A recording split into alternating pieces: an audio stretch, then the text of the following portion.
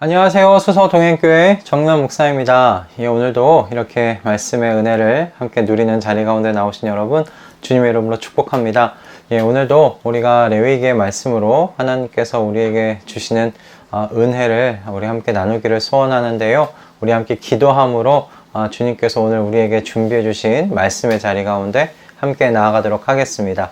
기도하겠습니다. 하나님, 오늘도 저희를 깨워주시고 주님의 말씀의 자리 앞으로 인도해 주시니 감사합니다. 주님, 저희가 레위기의 말씀을 함께 보아가고 있습니다. 주님께서 어떻게 주님을 예배해야 하는지, 그 예배의 정신에 대하여, 그 자세와 태도에 대하여, 그리고 그리스도인으로서 어떻게 세상 가운데 살아가야 하는지 그 삶의 그 모습을 저희에게 이 말씀을 통해서 보여주시고 알려주고 계시는데, 주님, 저희들에게 깨닫는 은혜 허락하여 주시고 주신 말씀 그대로대로 살아갈 수 있는 능력 허락하여 주시옵소서. 우리 모두가 그렇게 성령의 충만함 가운데 주님께서 주시는 말씀의 이 공급함을 충만히 누리도록 인도하여 주시옵소서. 주님께서 그와 같은 귀하고 복된 자리로 저희 모두를 이끌어 가실 것을 믿사오며 우리 주 예수 그리스도의 이름으로 기도드립니다. 아멘.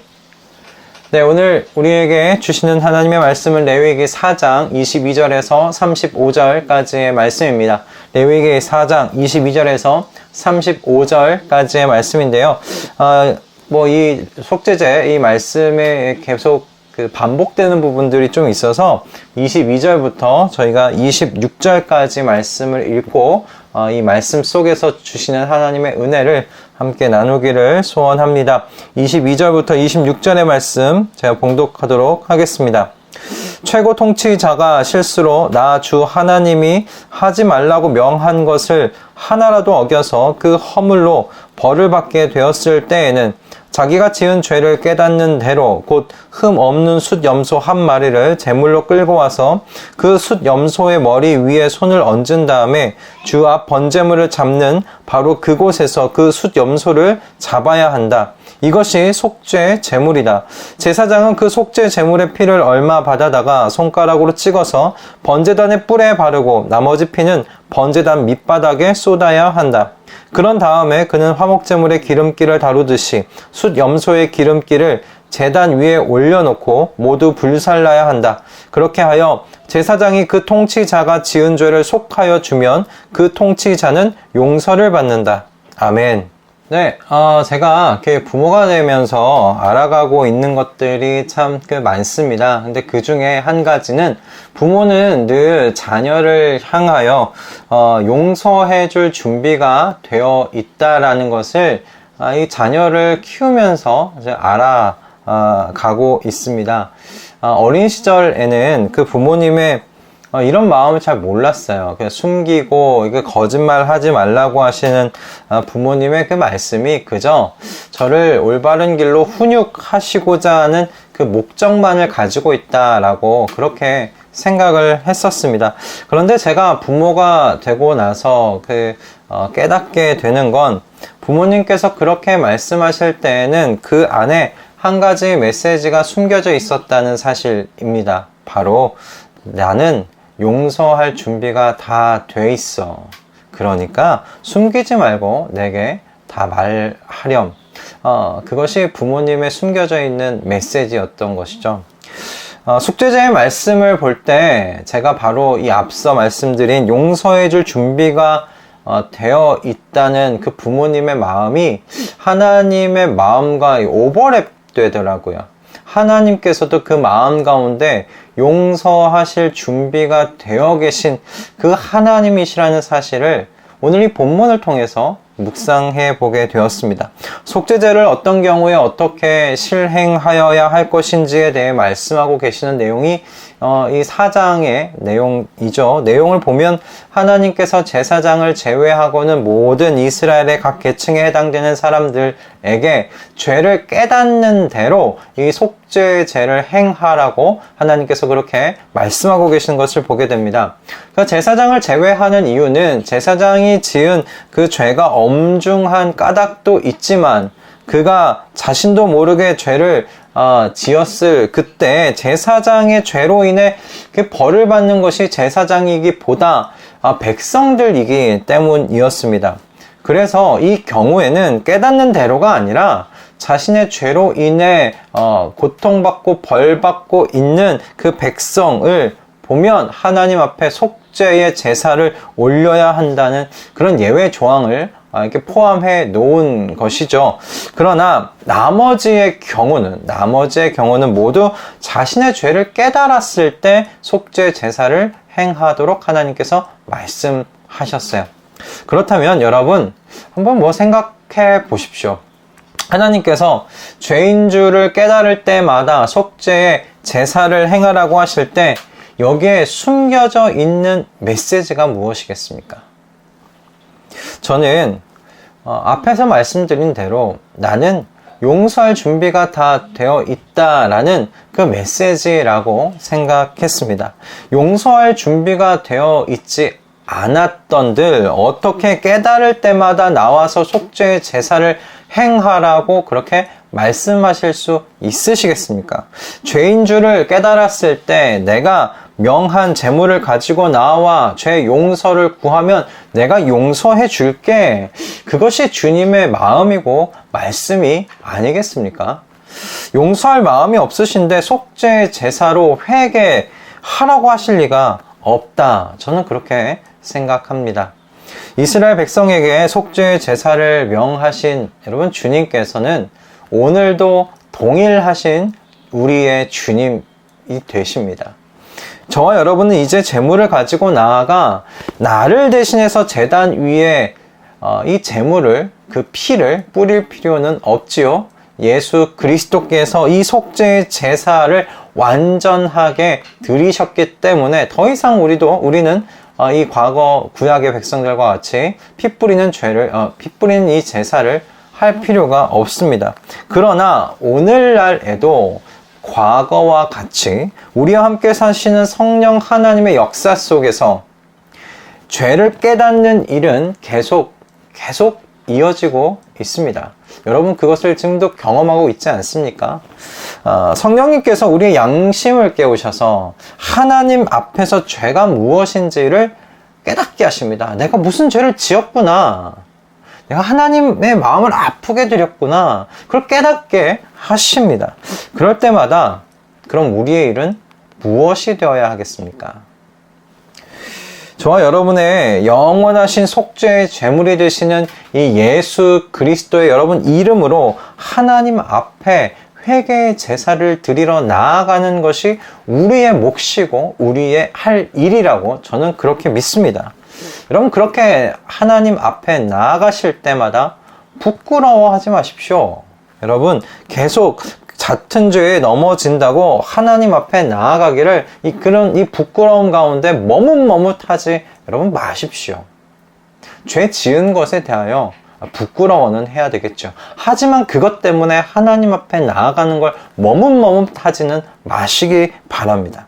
저와 여러분의 아버지이신 여러분, 이 하나님께서는 용서하실 준비가 끝나 계시는 하늘에 계신 우리의 아버지이세요. 용서할 준비가 이미 끝나신 하나님이십니다. 이런 죄는 용서하지 못할 거야.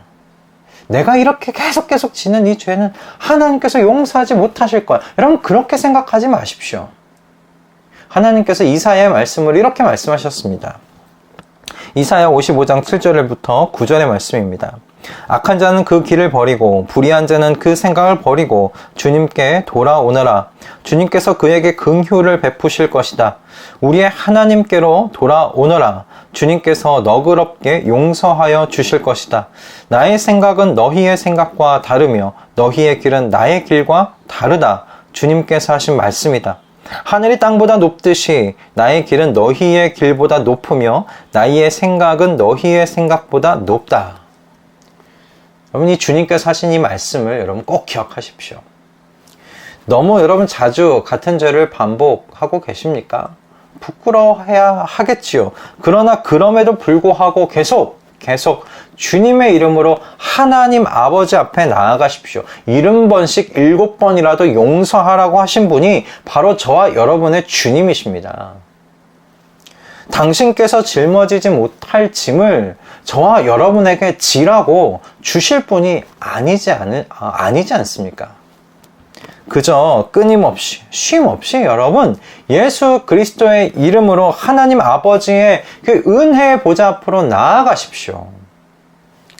그래서 여러분 바로 그곳에서 저와 여러분과 그토록 함께 있고 싶으신 한 몸이 되어 함께 하기를 원하시는 그 하나님 아버지의 여러분 지극하신 사랑, 그 사랑을 경험하실 수 있기를 주님의 이름으로 축복합니다. 그 사랑을 누리실 수 있기를 바랍니다. 속죄의 제사의 자리는 여러분 그러므로 두려움의 자리가 아니에요. 두려움의 자리가 아니에요. 그 자리는 이런 나라도 용서하시고 받아주시는 하나님의 그 지극하신 사랑과 은혜를 경험하는 자리, 누리는 자리입니다. 이미 용서하기를 결정하셨고, 이제 저는 이렇게까지 표현하고 싶은데, 이미 영원 전에 예수 그리스도 안에서 용서하신 주님, 저와 여러분의 죄를 용서하신 주님의 한량없는 그 은혜와 사랑의 그 폭포수를 경험하는 곳이 바로 이 속죄 제사의 자리였던 거예요. 회개의 자리라는 말씀입니다. 그러니 여러분, 회개하는 자리를 두려워하지 마십시오. 지은 죄에 대한 징계를 여러분 두려워하지 마십시오. 이미 용서하신 아버지께서 여러분 징계를 내리신다 한들 저와 여러분을 망가뜨리는 징계를 내리시겠습니까? 그 징계는 우리를 더욱 하나님의 성품에 가깝도록 단련해 나가는 징계일 것입니다. 저와 여러분을 더욱 신의 성품에 가깝도록 인도하는 징계일 겁니다. 그러니 그런 징계가 두려워서, 무서워서 하나님 앞에 나아가지 못하는 어리석은 발걸음을 여러분 이제는 버리실 수 있기를 주님의 이름으로 축복합니다. 그러니 오늘 이 이스라엘 백성에게 하신 말씀과 같이 죄를 깨닫는 대로 주님 앞에 회개의 제사를 올리기 위해 나아가시는 저와 여러분 다 되실 수 있기를 바랍니다. 그곳에서 이미 그리스도 안에서 저와 여러분을 용서하신 하늘에 계신 우리 아버지를 만나시고 누리시고, 그래서 오늘의 이 삶의 자리를 여러분 충만한 은혜 속에서 보내시는 우리 모든 식구들 다 되실 수 있기를 주님의 이름으로 축복합니다. 기도하겠습니다. 하나님, 오늘도 우리에게 귀한 은혜의 말씀을 허락하여 주셔서 감사합니다. 이 속죄의 제사 가운데, 회개의 자리 가운데 숨겨두신 주님의 마음을 끄집어내어 묵상할 수 있도록 은혜 허락하여 주셔서 감사합니다. 우리에게 속죄의 제사, 회개의 제사를 올리라고 말씀하시는 그 주님, 그 말씀에는 이미 내가 너를 용서했다, 내가 이미 용서했다, 그렇게 말씀하시는 주님의 마음이 담겨 있다는 사실을 주님 저희로 묵상할 수 있도록 도와주셔서 감사합니다. 그 주님의 마음에 저희가 반응하는 이 한날 될 수 있도록 은혜 허락하여 주시옵소서. 주님, 우리 모두가 다 그 회개의 자리에서 주님의 지극하신 사랑과 은혜 속에 이 또 한날을 기쁨으로 충만하게 보내도록 이끌어 주시옵소서. 감사드리며 우리 주 예수 그리스도의 이름으로 기도드립니다. 아멘. 할렐루야. 오늘 이 속죄의 제사 가운데 담겨있는 주님의 마음을 살짝 저희가 끄집어내어 묵상해 보았습니다. 여러분, 주님의 마음이 그렇습니다. 이미 용서할 준비가 다 되어 계세요. 아니, 예수 그리스도 안에서 이미 영원 전에 용서를 다 하셨어요. 그것을 믿고 나아가 주님과 여러분 교통하시는 우리 모든 식구들 다 되실 수 있기를 바랍니다. 그 주님의 마음에 여러분 반응하시며 기쁨으로 오늘 한 날도 보내시는 우리 모든 식구들 다 되실 수 있기를 주님의 이름으로 축복합니다. 여러분 우리는 그런 사랑 받고 있는 사람들입니다. 그런 축복을 누리고 있는 사람들입니다. 자신감을 가지시고 오늘 어떤 자리에서도 꿋꿋하게 그 맡으신 자리를 승리함으로 끝마치실 수 있기를 바랍니다. 저희는 내일 아침에 또 이 자리에서 레위기의 말씀으로 함께 은혜 나누기를 소원하고요. 여러분 사랑하고 축복합니다. 내일 뵙겠습니다.